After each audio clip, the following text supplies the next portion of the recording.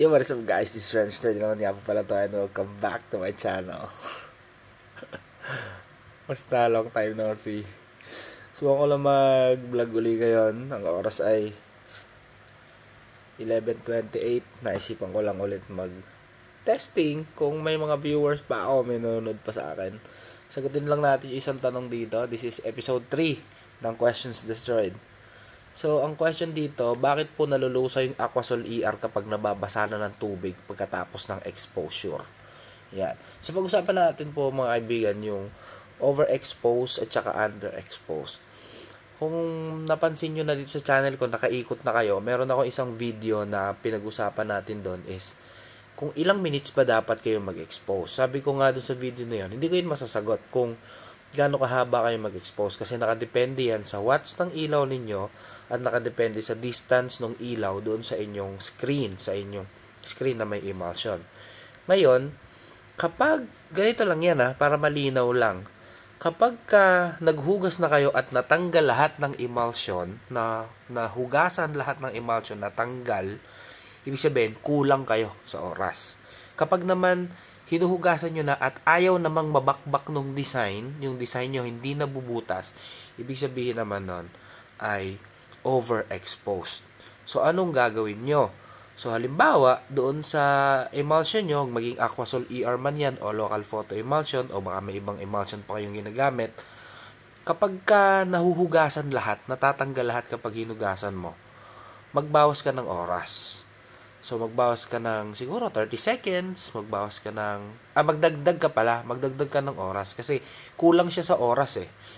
Okay, ulitin natin kapag natatanggal lahat, ibig sabihin kulang siya sa oras. So, magdagdag ka ng oras. Dagdag ka ng 30 seconds to 1 minute. Kapag hindi pa rin, yan, sabi nga sa inyo, trial and error talaga, trial and error. Subukan nyo lang ng subukan. Okay, may suggestion naman ako sa inyo dun maliliit na screens lang muna kung nagpa-practice lang muna kayo.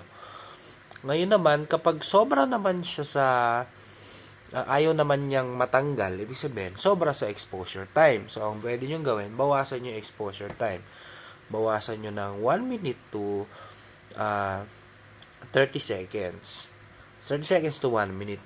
So, hindi ko sure pero base sa experience ko, sa tagal ko na nagsi-silk screen, yung exposure unit ko na 250 watts yung aking bumbilya. Tapos nakabili ako ng LED na parang LC, yung nabubukas na ganon, na LED, na hindi ko alam kung ilang watts, parang 100 watts lang yata, parang ganon. Parehas sila ng oras. Parehas silang 4 minutes ang ginawa ko. Parehas lang sila at parehas lang din yung resulta. Kahit Aquasol ER o local photo emulsion yung gamitin ko. So, kung hindi nyo pa ginagawa yung 4 minutes, subukan nyo yung 4 minutes. Hindi ko alam, pero gumagana yung 4 minutes kahit anong bumbilya yung gamitin ko. Actually, ngayon, hindi na ako gumagamit ng exposure box. Yung bumbilya ko na LED, nakasabit na lang siya na gano'n. Tapos, nandito yung screen sa baba. Nakaganyan na lang siya. Wala nang salamin sa ibabaw yun. Rekta na, ganyan na lang siya. Magkaganyan. Pero gumagana pa rin. Very well. Gumagana pa rin talaga siya ng maayos. Kaya, 4 minutes. Subukan nyo. 4 minutes. O kaya 4:30. Basta laruin nyo lang dun sa time na yon and tingin ko magiging maayos yung screen nyo.